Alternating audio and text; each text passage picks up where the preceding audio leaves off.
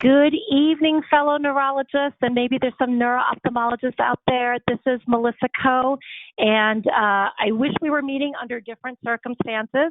I have no relevant financial disclosures, but delighted to be here with you today to talk about outpatient teleneurology, billing, coding, and reimbursement. We've been living in unprecedented times, and I know that we're all trying to grapple and figure this out so we can better serve our patients. I just wanted to make note that this slide deck was created in conjunction with Dr. Kevin Lai, and he's actually sitting right here in my kitchen with me. He's going to join with answering your questions after our presentation for the Q&A portion, which we've left a good amount of time at the end. So with that, we'll advance the slides. Let's go. Okay, so you may recall last Monday, but we were in a completely different situation when we were thinking of teleneurology and telemedicine, at least I was, in thinking about my own place of work and saying that, you know, we knew we were going to start it at some point, but we had no idea that within 5 days later that we might need to be closer to the start of this technology adoption life cycle. And maybe that's also been true where you are working as well. I was just going to go over some brief definitions just to make sure, because I don't know who's on the audience. And in the audience, some of you guys may be very well versed and others not. But in terms of telehealth, there's different types of definitions, and telehealth isn't quite the same thing as telemedicine. Telehealth is the broader term, so that can include not just healthcare delivery, and diagnosis and management, but also education and administration.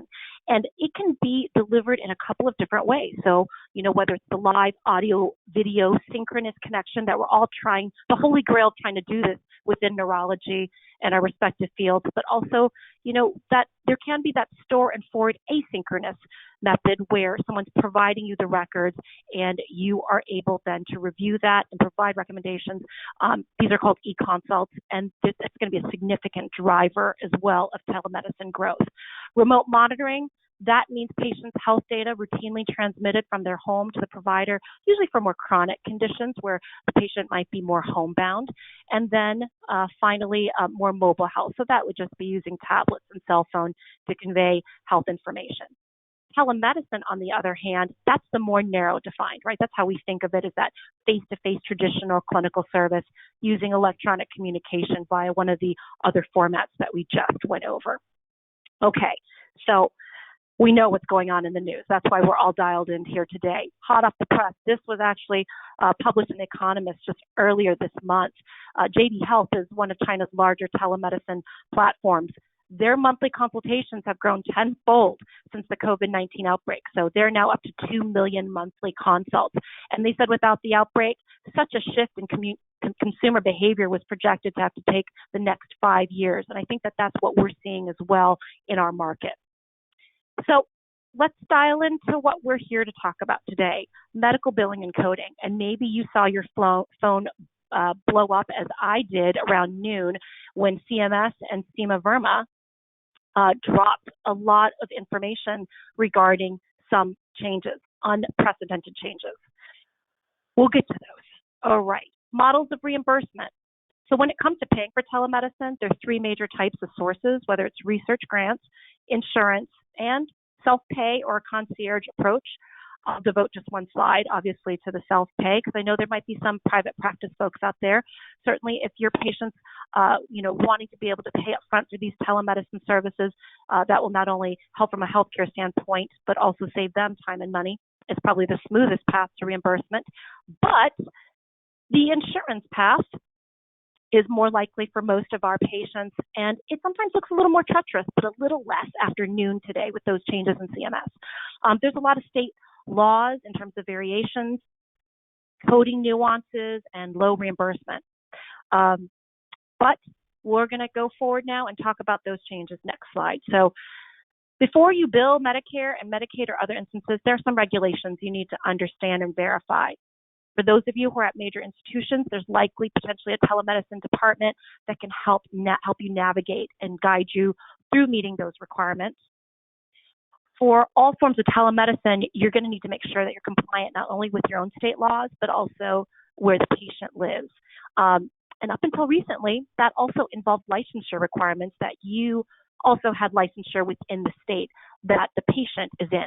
But as of Friday the 13th, last week, there's been a temporary waiver in place for requirements during this COVID-19 pandemic. So as long as you are licensed in a state in the United States, you can care for a patient who's located in a different state where you do not necessarily have a license. And this is a major change that just happened in the last few days. The other thing you should know about before you bill Medicare is patient consent is necessary for these services. And that is still true even with all the different waivers that have happened in the last 7 days. So Medicare states that it can be either written or verbal consent, as long as there is consent and it's given and documented. And the rationale for this is because the patient may be responsible for a copay up to 20% of the charge. So, to obtain consent decreases the patient receiving a surprise billing for telemedicine services. If you have the opportunity to have office staff help you in coordinating these visits, they can certainly then inquire, obtain that consent, and document it in the chart in advance of some of the modalities we're going to talk about next. The American Telemedicine Association has a lot of sample consent forms and other resources for you on their website. Other points. Is your patient located in a HIPAA, health professional shortage area? That was true up until about noon today. With the drop in new CMS issues, the patient location, they can use video telemedicine irrespective of their location. The whole HIPAA restriction, as well as eligible facilities, has been temporarily lifted. In terms of the next point, it's regarding HIPAA. This was on that news release, but it was the final point, and it's actually really important release today. So effective immediately, Health Human Services Office will exercise enforcement discretion. They're going to waive penalties for HIPAA violations against folks like you and me, healthcare providers, that serve patients in good faith through everyday communications, such as FaceTime or Skype during COVID-19 nationwide public health emergency. So that certainly is something that is a relief to many of us if we don't necessarily have a readily accessible platform to be able to communicate with our patients who really need to speak with us. All good news so far. Okay. So telehealth services that most likely could be used in neurology. So obviously, we're most inclined to think about sort of the face-to-face synchronous complete consult live video piece, as if they were just in a virtual office visit. But I also wanted to make sure that we highlight some of those non-face-to-face opportunities. I know people are very interested and have questions about patient phone calls, or let's say the patient sends in photos or videos, certainly in the neurology world, whether it's, someone's gait, or for me as a neuro-ophthalmologist, it might be their eye movements.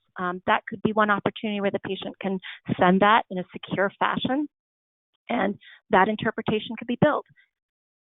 I know how much you love that patient portal communication, right? I mean, we're just sometimes blasted with messages, but within that 7-day window, if you're having a fluid conversation with a patient, that is also potentially reimbursed and billable.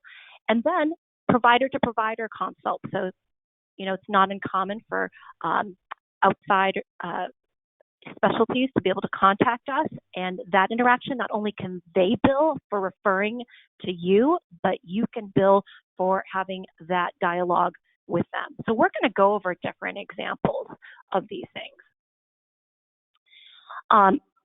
Some definitions. How does CMS define live video telemedicine? Here's the WHO, NP, DO, NP, PA. The what? It can be in any of these locations. The title of this talk is more focused on outpatient because that's what I do, but there are inpatient and emergency room codes that I'm not going to be focusing specifically on. And then the where, there's a big X through that because now it could be office, hospital, patient home. Okay, so that's the difference for today. Next slide. Okay, so you've finished evaluating a patient. Using this modality, how do you code for the exam? Well, it's actually very similar to an in-person evaluation. You're going to choose the appropriate CPT code corresponding to the same service that you would provide in person, but you're going to change the place of service. So 02 signifies telemedicine, and the place of service for office visits, for instance, is 11. But now with today learning that the restrictions can be lifted and the patient can be located right in the comfort of their home, the place of service for patients could be 12, which indicates that they are at their residence. And then you would use the modifier 95 to signify telemedicine. In the past, I noticed on some of the chat rooms, people are talking about a GT modifier, and there's a lot of nuances with that, but basically, for all intents and purposes, for our outpatient work that I suspect most of us are doing, this hasn't really been needed since 2018, so you don't really have to typically worry about the GT modifier. There's some specific locations where that was applicable.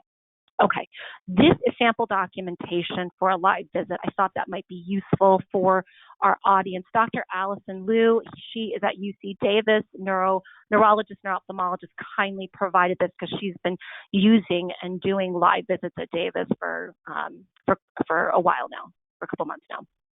So I want to highlight some of the language here first. Notice the note. It doesn't have to be very long, unlike maybe most of our notes. The phrase real-time telehealth video connection is really important to establish the type of telehealth consult. It's also important, as we talked about earlier, that you note and document that you obtain consent from the patient for the telemedicine visit, because that is definitely required for billing Medicare. And then documenting time spent is important, especially if we're going to be using time as the basis of coding, or if you're planning to bill extra time code. Okay, so at the beginning of 2019, Medicare added 2 new codes for telehealth-related services and expanded coverage of the interpersonal consults, or the e-consults that you would have with another healthcare provider. Beginning in 2020, Medicare also expanded coverage of that online portal communication that we spend a lot of time dealing with messages with. I want to highlight some of these changes as they could potentially allow us to bill for services that we've been doing for free in the past. There's some general considerations with these codes. So again, performed by physician, NP, DOPA. In terms of the next step, it can't be performed by your office staff, or in the neuro-ophtho world, we have technicians or an MA to document. It has to be the provider for communication and bill for the services. So that's one other point. Next, the language from CMS indicates that these codes are designed to really help reduce unnecessary office visits, which are incredibly useful in this day and age of social distancing. So in other words, if a medical decision could be made without the patient being present in person, Medicare believes it will save them and money, the patient time and expense for the visit, and the doctor, you and me, would be able to fill our schedule with patients who really need to be seen live and in person. They cannot be related to an E&M service that, if I understand it correctly, that's already been previously dealt with. It has to be kind of a new issue. And I highlight in red here, the patient needs to initiate the service for 3 of the things we've talked about: the virtual check-in, the remote data, and the patient portal. I think there are ways that we can work that into a workflow in your office so that, for instance, if you, again, had the opportunity for your staff to just present that this service is available, then the patient can then, initiate that they would like to have that. That would be documented as part of also when the staff member or you are obtaining the consent. And then, as I mentioned before, consent because of the copay. But, when we took a look at the numbers, the copay, it should be pretty modest, under $5. It should be pretty modest, maybe even around $2.50. Okay, we're going to do a case example of a virtual check-in. So let's say you diagnose this patient with myasthenia gravis. You started him on pyridostigmine, scheduled him for routine follow-up in 6 months. You tell him to contact you if he has any concerns or changes. And then a month later, the patient calls you, So he initiated the call to let you know that his vision toast is so much better, denies having any systemic weakness, wants to know if he should see you sooner and how to manage his meds.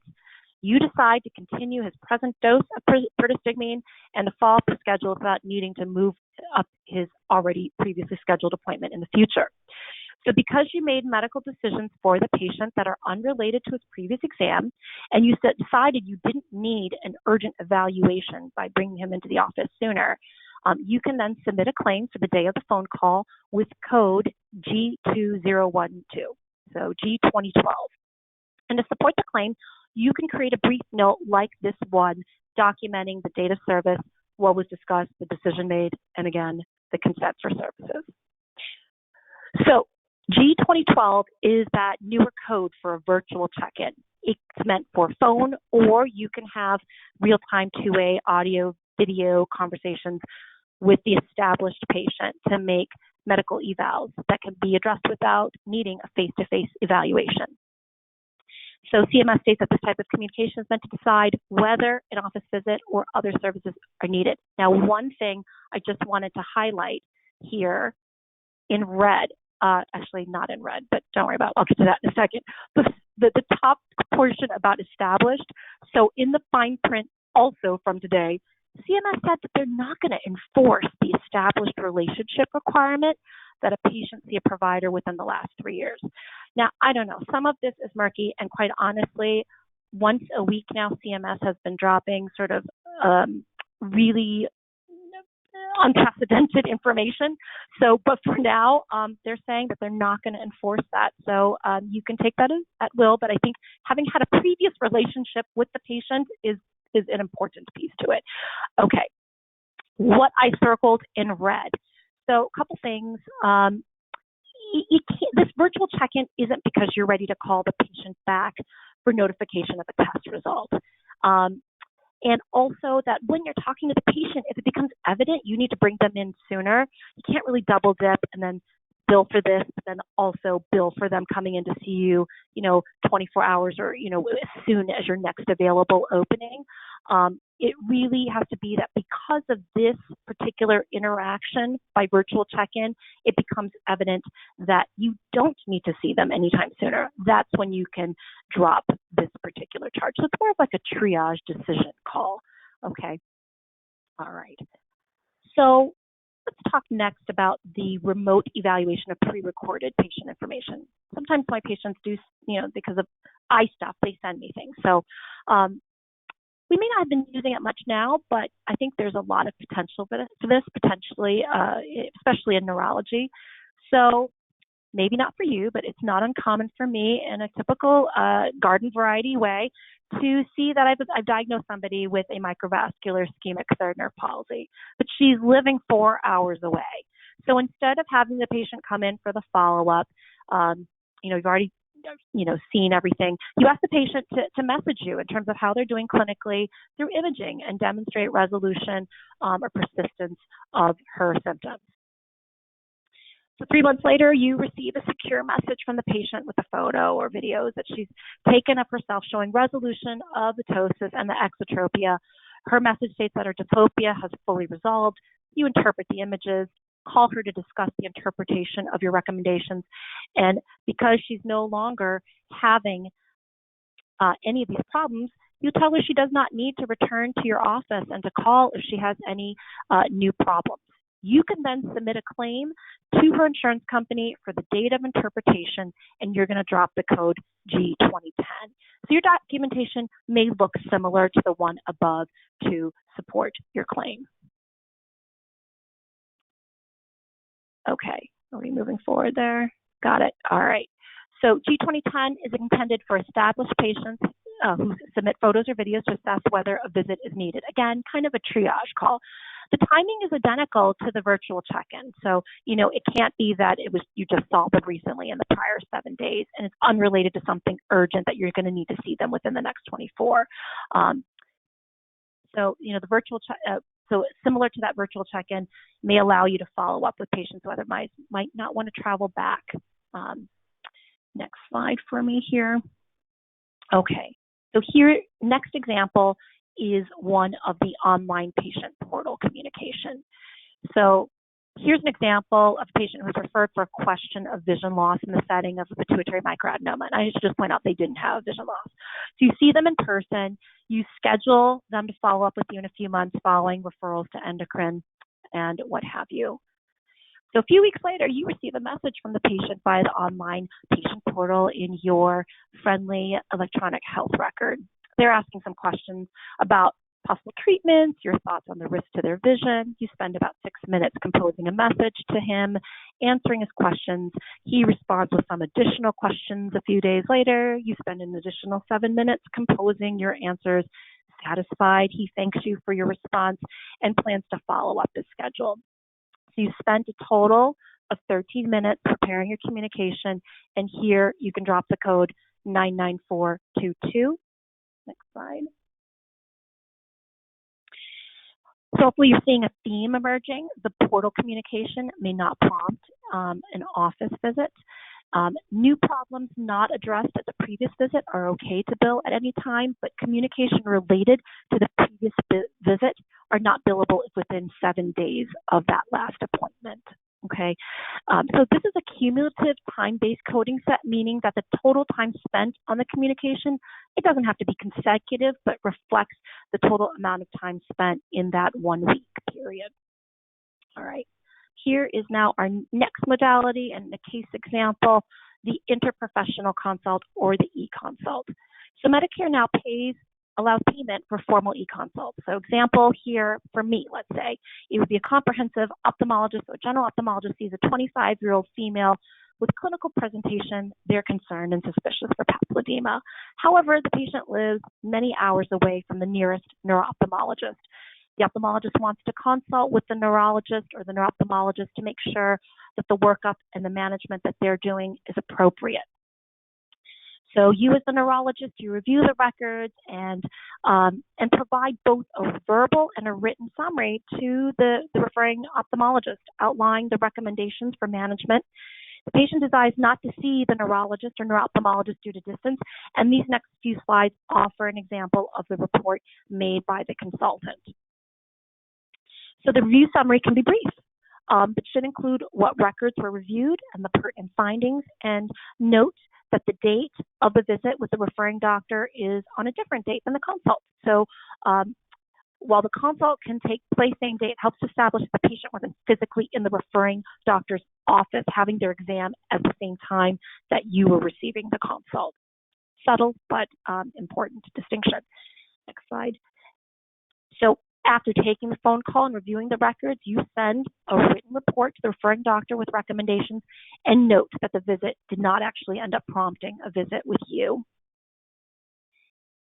And after taking the phone call, reviewing the records, and sending the report to the referring doctor, you see that it took about 13 minutes on the consult. You submit the claim to the patient's insurance using the code 99451 for the date you completed the consult. Now, if it's greater than 5 minutes, then, 5 minutes, let me say what I say. If it's greater than the 5 minutes, if you reach the threshold up to 21 minutes, you would still use the 99451. So what's interesting is that the referring physician in this case, which was the general ophthalmologist, they're able to submit to the patient's insurance for initiating the consult with you and documenting their role in the consult. And that code is the bottom one, which is the 99452 for the referring doctor. Next slide. So regarding these interprofessional consultation codes or e-consults, they've been around for a while, but just haven't been reimbursable by Medicare or commercial insurances until CMS updated their fee schedule this past year.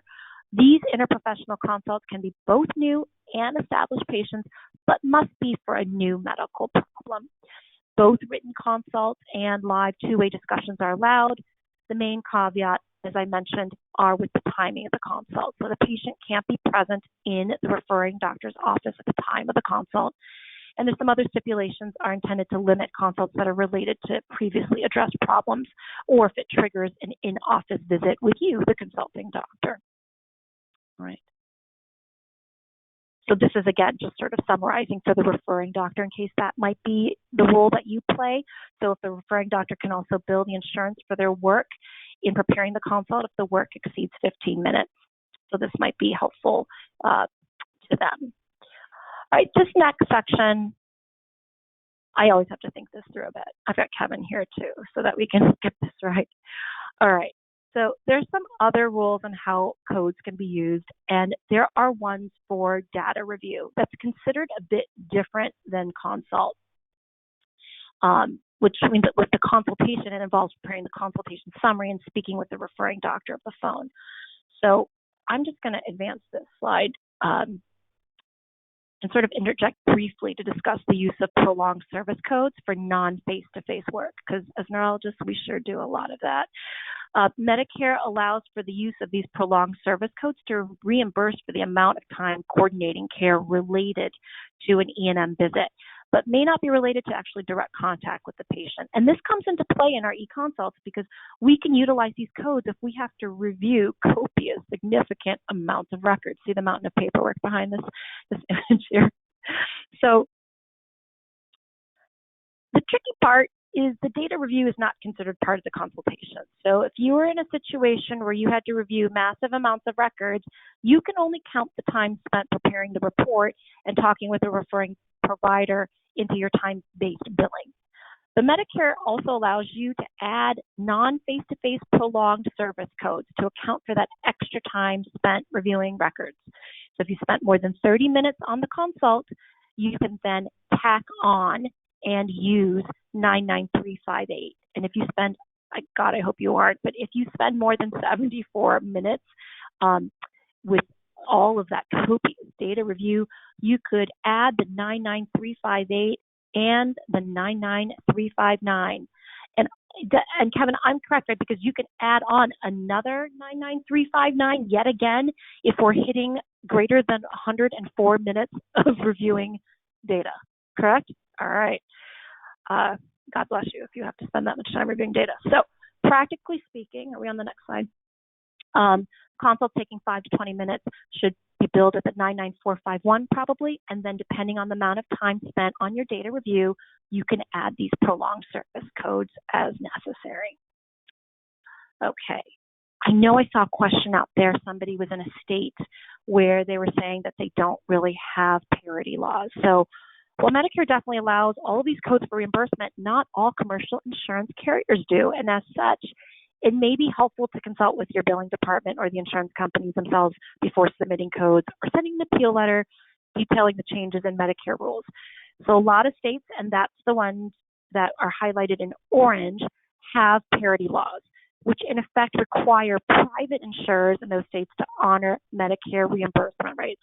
As you can see, a lot do, but those that are in blue do not have, unfortunately, do not have parity legislation. And hopefully that there will be an impetus after what we're going through right now that those final states can come on board. But what I would say to you, though, is just because there isn't parity in your state yet, that doesn't mean that your private insurers don't also potentially have benefits for their patients for telemedicine coverage. So that would mean a little bit more legwork in figuring that piece out.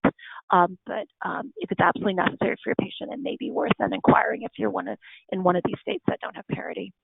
Okay, next slide. So I thought we would do, Kevin created this one, which I really like, is to just show maybe a particular day in your life, or maybe you're doing way more than what's shown here, but just an example. And obviously our goal and the purpose is to make sure that we keep our patients safe during this crazy time and take care of them. But, you know, I know that for many of you, especially if you run your own business, like the bottom line is still important. So let's take a look at maybe a hypothetical morning in a neuro clinic, or maybe not hypothetical for you, but we'll just go with this. Stay with me. So maybe on this typical morning, I might see 4 new patients and 3 established patients. Throughout the morning, I'll probably spend time reviewing charts, answering patient messages, perhaps answering a phone call or 2 from a referring doctor, asking out whether or not I can squeeze another patient in.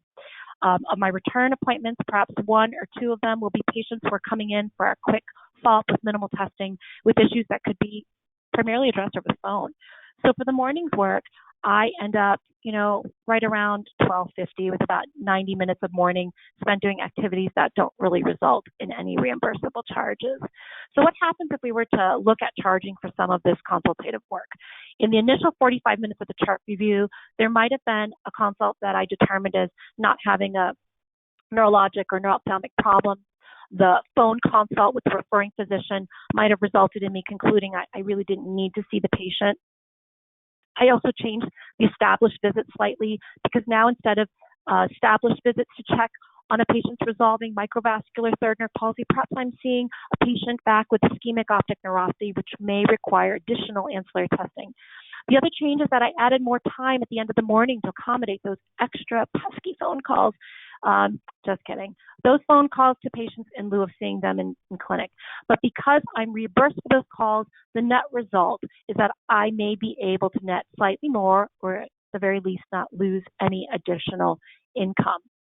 These are all totally hypothetical scenarios, but my hope is to just help get you thinking that shifting some of those follow-up appointments that don't need to be seen in person as we move into sort of more urgent crisis mode to a remote telemedicine model may create opportunities to see other patients that really need your live FaceTime.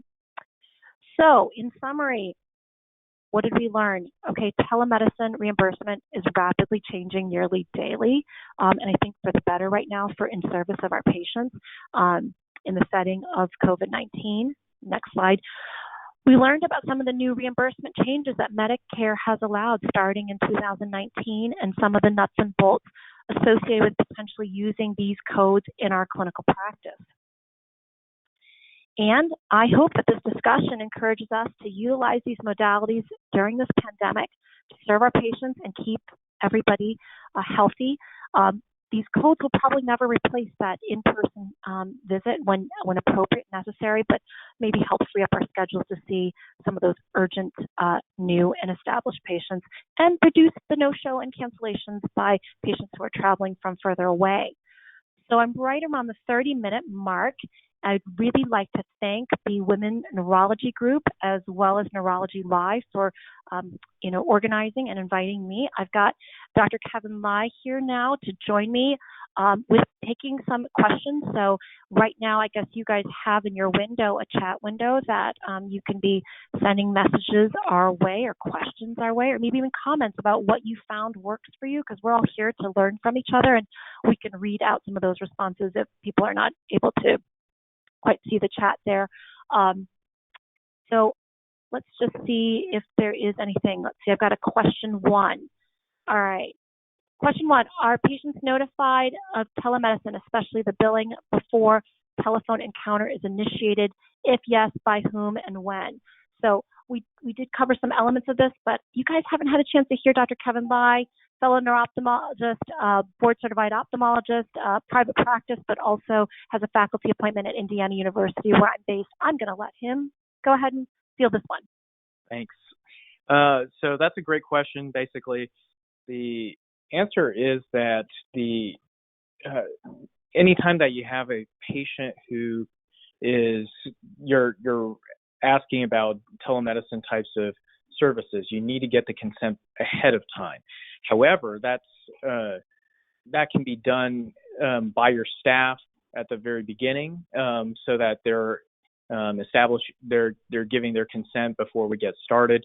There's a lot of nuance to that as well that we're happy to address here. I think there's a second question here. All right, let's take a look. All right, how do you collect insurance codes, deductibles, or copays for telemedicine visits? Normally, this is done at the time of the visit. However, if the patient is remote, how do you ensure collection of the copays? I think, this is my take on this, Kevin, but my take is that that's where a really solid office staff and sort of practice workflow is going to be important, where you have all of that information in advance, and then once they're consented, then those things have to go forward. I mean, is that what your take is? Because you run your own practice, so. Yeah, I agree. I think that if you have the infrastructure in place already, that's very helpful. But if you don't, now's an opportunity as you're working on trying to reschedule some of those non-urgent patients. If you have a little bit of extra time in your office to also kind of reflect on how you can educate your staff, this might be a good time to kind of figure out a good way to make that happen. So the third question is, how would you address private insurance companies in non-parity states, and should we call them? Yeah. I mean, I know that sounds exhausting, doesn't it, to you? I mean, to have to call every single one. But I think that for those non-parity states, I think that that's going to be, if you want to ensure that you are going to be reimbursed for your efforts, I think that's probably at this point the only way. I don't know. What do you say? I agree. I think that you have to, I think that if you have some staff that can be working on that, on top of that, get your patients involved too, because it's benefiting them to not have to worry about coming into the office, especially if they're traveling from far away, and especially in this setting where we're all concerned about maintaining social distance. So the next question is, looks like there's several questions popping up real quickly here. So question 4 is, do you suggest having that consent discussion in the chart or in each remote encounter? Yeah, like you have to do it every single time. I mean, I think that, for the billing and from just our review of all of the intricate CMS regulations, I think it would be very, very prudent and to be on the safe side to be documenting that for every encounter. But I think that, like for instance, if you were to be in my chart, right, for a whole week, Kevin, and you're going back and forth with a patient over and over, I think that documentation and that thread of conversation would just be one, I would imagine. Yeah, I would say so. The next question, let's see. If a patient initiates the visit, but the telehealth call cannot be performed at the specific time, can it still be counted as the patient initiated when the provider calls back? Absolutely. I would say yes. Yeah. Question 6 is, how do you ask patients about consent for the G2012 and portal communication codes? And I think that's going to be a ongoing discussion in terms of having a script for your staff, which basically needs to let patients know that especially right now, there's a lot of change in the environment about allowing us to bill their insurance for doing some of these things we otherwise were not doing. Now, you don't doing for free. Now, you don't necessarily have to be talking about that. Kevin, I'm just wondering if the interpretation of the questioner is sort of saying, like, how do we do it? It's kind of sort of awkward to be like, it is a bit of an awkward thing to say. So, but I think that that's where maybe interfacing, if you have staff, interfacing and having them be the prelude would be a little bit less socially awkward. I mean, in the sense that you don't feel awkward that they're coming into your office and you're billing them. We're thinking of it in the same way now, and that, telemedicine is medicine. It's just a different modality. And so that the opportunity, that we're not going to be able to see you in the setting of the social distancing right now. It sounds like this problem you want addressed, but it isn't urgent to require a live face-to-face encounter. And so therefore we'd like to shift, as opposed to saying cancel, we are shifting your care to a different modality. And that may lead to then incurring a copay through your provider. I mean, your payer. I don't know if that answers that person's question. All right. Sure. Just to clarify again on the CPT codes for the modifiers with video and or phone calls. So the idea is that there are two different things. There's a place of service and there's a modifier. Place of service refers to where the patient is located. In some situations, that place of service will represent 02 when we're referring to certain kinds of telemedicine calls. If they were physically in the office with you, it would be 11. If the patient is located at their home, then it would be 12. The modifier then is 95, and that modifier 95 just designates that the service was provided via telemedicine. And so then, just so that I understand, would you then not put in the 02 then? Is that what they're That's correct. So if the place of service basically just represents where the patient is. And so the way they've been continuing to change things, now that they're allowing us to take care of patients from the comforts of their own home, instead of using the 02 code, which was how we were doing it just last week. Now we would use 12, say, if they're in and sorry, but was that a type, like we put the minus sign in front of the 95? That just means 95, right? Yeah, it's a dash. It's a dash 95. Yeah. All right. All right. So then say a patient calls with a question and you end up spending more time than expected, giving you recommendations. How do you consent the patient to bill them for the call without sounding like you're digging for money?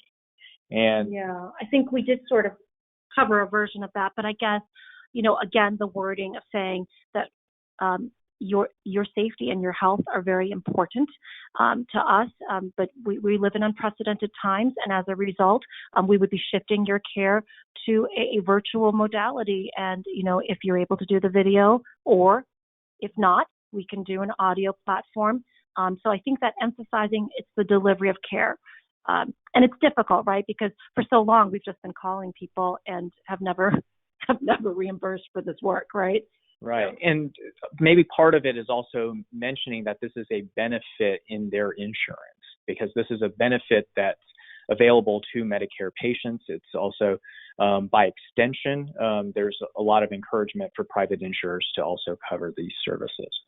So we're on this next question. If you identify a high-risk patient on your schedule and reach out to them about doing a telephone visit instead of coming in, can you still charge the G2012 code? I don't know that it has to necessarily deal with the acuity or the level of risk, right? Right, Kevin? I mean, it's more about just, do you need to urgently see them? I think that's the piece that the G2012 addresses. So if it's a situation where they may be high risk, but you don't need to see them, then yeah, by all means. I mean, I had somebody come in on mycophenolate, super suppressed, rituximab, and this was an opportunity where they didn't have to physically be seen because of their immunosuppressed state. Okay, what's our next one? 10? Yep. So for the 99451 code for interprofessional consults, this is for new issues that you have not seen the patient for before. So, for example, this would not be for time spending talking to vascular surgery for the patient you saw 2 weeks ago. That shows severe carotid stenosis. That's correct. Now, if you end up spending a whole lot of time talking with vascular surgery for this patient you saw 2 weeks ago, and you've been trying to coordinate their care, if that exceeds 30 minutes, you can still bill for the prolonged services non-face-to-face 99358.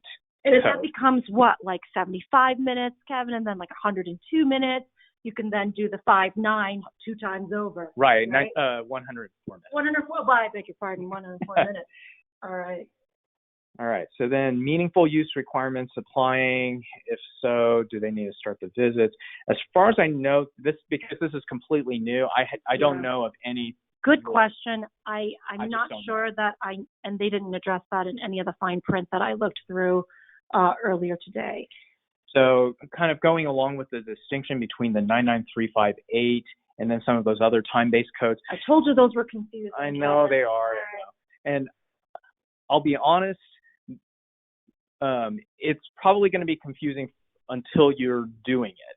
But the idea of the 99446 through 99449 codes is that the consult time, which is the time that you're spending talking with the doctor, preparing your summary, is different than the time that you're spending reviewing the chart, reviewing records that the doctor might be sending to you. So those are two separate time frames. So if you're spending half an hour talking with the doctor, then you might bill a 99448. But then on top of that, if you're ending up spending half an hour reviewing all of those, 150 pages that they sent you, then you'll throw on top of that extended non-face-to-face prolonged services code, the 99358 code. I think that was a good explanation. It is still kind of confusing, and I think that practicing its use after you've spent so much time talking to a consultant and then going through pages of notes, you'll be motivated to want to use it. We've got a question here. patient sends a question via patient portal, which is seen by the nurse first. Yep, that typically often is the first workflow pattern, who then talks to you and comes up with a plan, like a change in medication, but then the nurse calls the patient back to convey the new recommendations. Can you still bill for it? I think that is a no. No, now you can have advanced level practitioners that are doing some of those things. So an APP could do it? Yes, but a nurse or any of your ancillary staff would probably not qualify. But when the APP bills for it, they bill it under themselves. That's correct. Yeah. All right. Our group is using the code you listed for online portal billing for established patient telephone visits. Is that incorrect? That I don't know. I think that there are separate telephone codes. Yeah. That's my understanding, and those have not been discussed. So I'm sorry, I can't give you more information than that. Okay. What's the next one? Let's see, 15, I think. Okay, go ahead. So if a patient is admitted to an acute rehab facility, but the physician is not at the facility and is remote, how do you discuss the cost of reimbursement consent for reimbursement? That's a different beast, isn't it, in terms of like when they're in a facility? So a large part of that is if the patient is at a facility and you're the consultant being asked to come in, telehealth. Basically, what you're going to have to, the way you're going to get the consent is going to be through that facility. So you'll have to ask the facility to help obtain the consent for you in order to help facilitate those services, from what I understand. And just to highlight, the facility requirements have been lifted. So before, as of yesterday, yesterday we couldn't have done that, but now the facility piece is not the issue. Right. Are we on 16? I want to convert a routine follow-up visit to a telehealth visit given COVID. In office would have billed a 99214. Is that what I bill for the telehealth visit too? That's a great question, and that's going to be kind of tricky, and I'm sure this will change as they're trying to figure this out as well. It depends on how you're billing that 99214 code. Is it built based on time? Is it built based off of your exam and complexity? And so depending on how you're billing that E&M level 4 established code will determine whether or not you can immediately translate that over to the telehealth visit. Mm-hmm. And that's going to be kind of nuanced because it just really depends on a lot of factors. Okay, I really like this next question. Even though HIPAA relaxed, do you believe one should still use HIPAA compliant platforms? Yeah, if available, even though slightly more cumbersome than FaceTime, stability of connection, better to be compliant, prevent having to share a cell number. I think that your question, reveals, obviously, we want our patients to have their private health information secure. We also want to have a secure connection with them. But I think that there's the reality, right? Some of our places that we work are just not quite ready. We were just not far enough ahead on the technology adoption spectrum, and now we're left in a crisis situation. So I know people have been looking at a lot of different free platforms, some of which are indeed HIPAA compliant, right, Kevin? So I think there are opportunities out there, but I would agree with you, finding one that is HIPAA compliant is probably in the best interest of all parties. Yeah. All right. So the next question, with the new changes to CMS today, are we now able to do new patient consults instead of just consults on established known within the past 3 years? It's preferred to have a prior relationship, but basically that comment is in that question, as best as we understand it, that's the way they're talking. They're saying they're not going to enforce it, but I have to say, my eyes bugged out when I saw it around noon today because I guess that's the statement that's protecting us, right? But typically, all language, it always said established, and but they're saying they're not going to enforce it. So technically, then I think that you're covered at least during this time of national emergency. We didn't even get into the nightmare of what this talk was like before. Actually, we were able to delete a bunch of stuff because CMS lifted everything. But when it reverts back to what it was, Kevin, oh boy, that's it. Yeah. We'll deal with that. We'll deal with that when that happens. That might not be here for a while. Okay. You're on. Which one are you on? So next question is talking about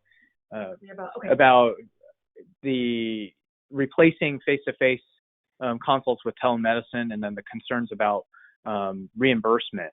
And so I think what it goes to what it goes to show is that it depends on what kind of service you're providing. So if you're doing a video face-to-face live consult, it is exactly the same.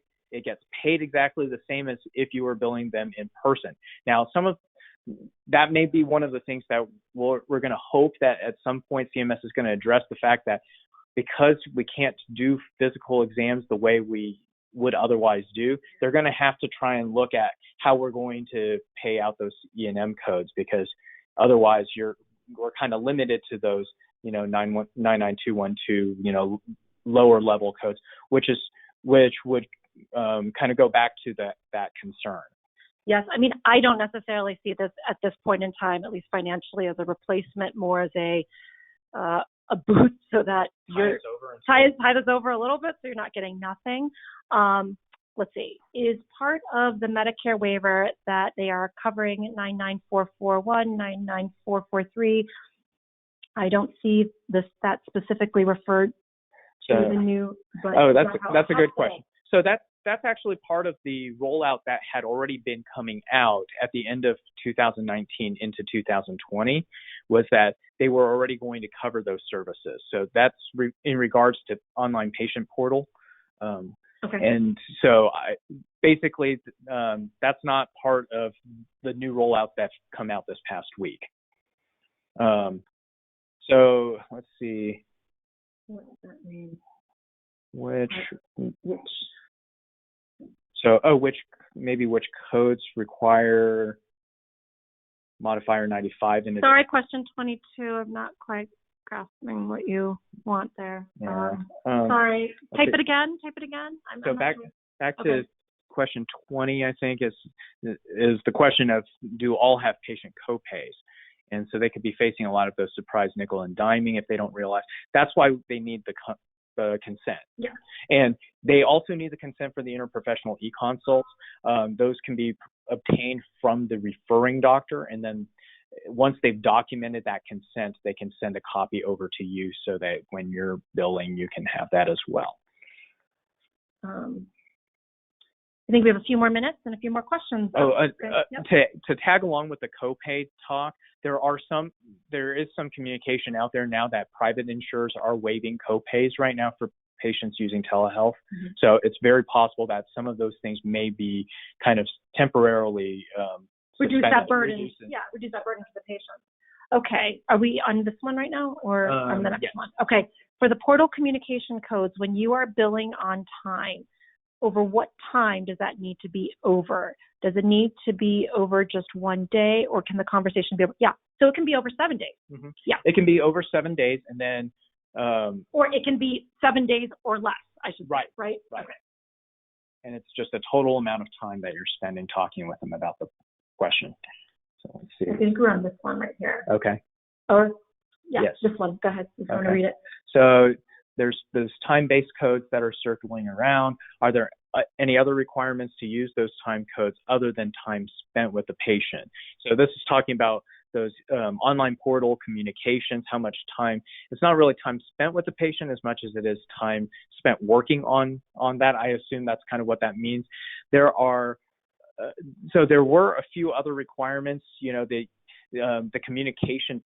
The things that you're talking with the patient cannot be directly related to an E&M service that you just did. So, for example, if you just saw the patient and then they went home and stewed about it for about half an hour and then realized, I have about 15 questions I'm going to email the doctor about. That never happens, Kevin. That never happens. What? Okay, so maybe just in my practice. Right. Okay, just you. Because you didn't answer them while they were in your. Well, I just right?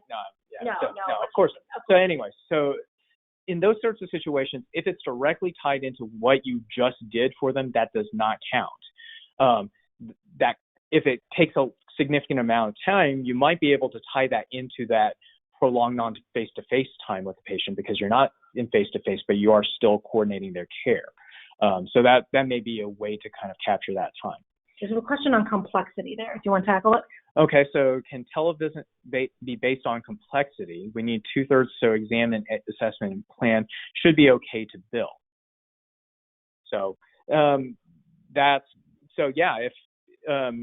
it's basically the requirements on the E&M billing for telemedicine currently is exactly the same as it would be in person. All right, we are closing down on our final few minutes, and just so I don't forget to mention, we'll finish a few more questions, but this whole session's been recorded, and as I understand from NeurologyLive, it will become available to share with you or with whomever you would like to, who did not get a chance to dial in today. So I did want to make mention of that before I forget. Yeah. Okay. So building on previous question, what's required to bill 99214, 99215?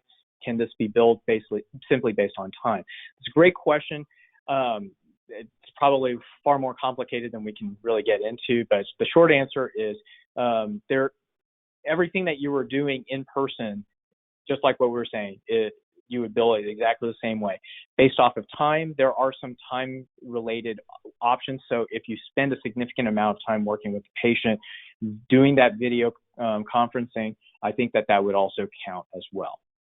And then I think that you kind of answered the following question then, right? I mean, it's just sort of, I know we're still kind of, it's hard, right? We're trying to adjust between thinking about, is it a live visit versus a telemedicine visit? But in reality, especially with all the relaxed rules now, it's really the same thing, just a modality being the conduit of how you interact with them. So the billing would then be essentially unchanged for, just that they're just not sitting in front of you. Right. So the next question is talking about the use of G2012 versus patients via portal. I think the best way to think about the G2012 code, which is talking about the virtual check-in, think of it as a triage call. So, maybe it's an established patient, or it could even be a new patient at this point, and they're just trying to figure out, do I need to be seen about this? Somebody who has IIH who says, I've got a new headache. Do I need to be seen? Right? So you're in years past, what we would do is we pick up the phone, talk with the patient, ask them a few questions, and we decide, oh yeah, you should definitely come in, or no, you don't. And then if you don't need to, now you can bill G2012 for that. All right. I think there was just one more question, and then we can probably close out here. Billing by time for telemedicine works the same for 99212 through 5, right? And I think we've basically answered this, and it is that yes. So listen, stay well, stay healthy, peace out. We hope that you're doing well, and if there's further questions, let us know, but this will be available for you to listen again through. Okay. Good luck to everybody. All right. Good night. Good night.